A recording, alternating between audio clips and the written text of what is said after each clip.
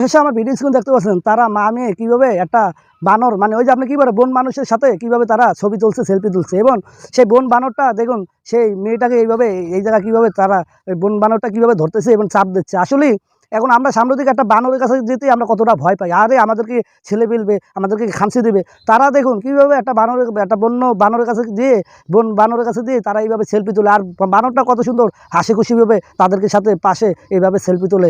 আসলে তারা কখনো ভয় পায় না। আসলে ভয় পাওয়ার না ভয় পাওয়ার কারণ একটাই, সেটা হচ্ছে তারা কখনোই ওই প্রাণীদের উপরে কখনো অত্যাচার করে না, কখনো টর্চার করে না এবং তাদেরকে কখনো গৃহিণী বন্দি করে না। আমরা সামনের দিকে অনেক সময় দেখা গেছে বিভিন্ন যে এই যে কী বলে একটা খাঁচার ভিতরে বন্দি করে আমরা সেটা পালি, তারা এই ধরনের কাজগুলো করে না বিধায় তারা দেখুন মানুষের প্রতি এবং বন্য এই বানরের প্রতি তারা কীভাবে তাদের ভালোবাসা তারা অর্জনগুলো তৈরি করে থাকে। আর আসলে আমরা চাইলে কখনো পারবো না। একটা সেলফি তুলতে গেলে কত এই ধরনের অঘটনা ঘটে থাকে এবং এই বানরটা অনেক সময় আক্রমণ করে, তার ফলে আমরা হাসপাতালে অনেক সময় চলে যাই। আর তারা এই ধরনের কাজগুলো কখনোই করে থাকে না।